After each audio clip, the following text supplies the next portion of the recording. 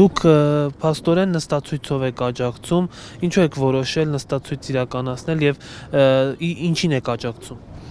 Ուրեմն մենք այսօրվա այս գործողությունների process-ները մեր կողմից որպես հայ լինել, սա ընդհանրապես ես հաշվում եմ նվազագույն քայլեր, բայց մեր կողմից որպես հասարակություն արձագանքելով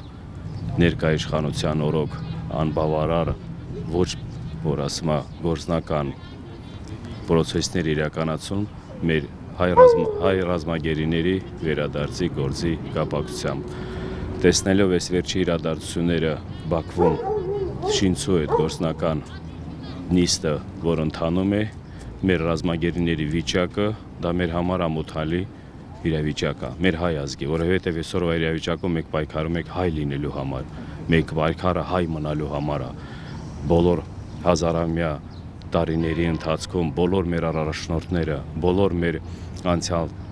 նահատակված բոլոր մեր ներկայացուցիչները իրանք իրաց կյանքով ապացուցել են, որ հայ լինելը դա միշտ հպարտանալի, որ ասում բանի իմաստ է։ Դրա համար մենք այսօրվա իրավիճակը ապրելով, լինելով հայ ժողովրդի ներկայացուցիչ, ամեն մեկս գիտակցաբար պիտի պայքարենք հանուն մեր ապագա սերունդի համար, որ վաղվա օրը իրանք էլ ունենան ասելու բան։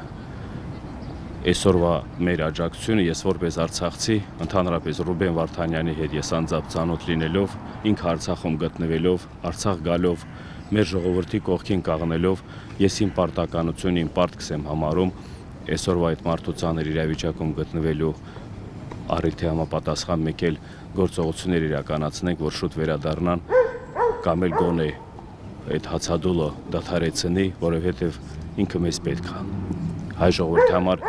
նմանատիպ մարդիկ այսօրվա իրավիճակում մեր հասարակության մեջ մեծ կարիք ունենք։ Ձեր կարծիքով Հայաստանի իշխանությունները բավարար ջանքեր չեն գործադրում, որպեսզի Բաքվում պահվող պատանդներին հետ վերադարձնեն Հայաստան։ Բայց Հայաստանի իշխանությունը ինչ է արել այսօրվա իրավիճակում։ Արցախը հանձնել, մեր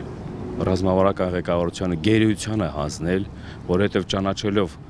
հայ Արցախը Ադրբեջանի տարածքային ամբողջություն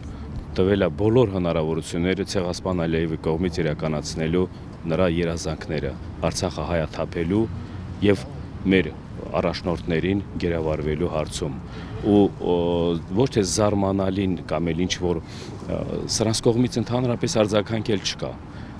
կրկնապատկվելով պահվածքը իրանց պահվածքը կրկնապատում է սրանց վախկոտությունը սրանց դավաճանական մոտեցումները սրանց ոչ պիտանի ղեկավար լինելը այդ դրանով ապացուցում երկրի ղեկավարը ինչի համար են ասում խոսք առաջնորդ ինքը պիտի առաջնորդ լինի բոլոր գործողության process-ների մեջ եթե քո երկրի քաղաքացին գտնվում է վտանգի տակ եթե քո երկրի քաղաքացին գտնվում է թշնամու ձեռքում ինչ բանակցությունների մասին է խոսքը գնում կամ էլ ընդհանրապես խաղաղության մասին խաղաղության բառի իմաստը առաջնահերթ պիտի գերիներին ազատագրվի հետո նստեն բանակցային սեղանին ուժը քննարկելու մնացած հարցերը այսօրվա իշխանությանը ես կոչ կանեմ ընդհանրապես ոնց որ մնացածը հրաժարական տալու որովհետև իրանք չեն կարողանում իրանց որ ասում է ծառայությունը մատուցեն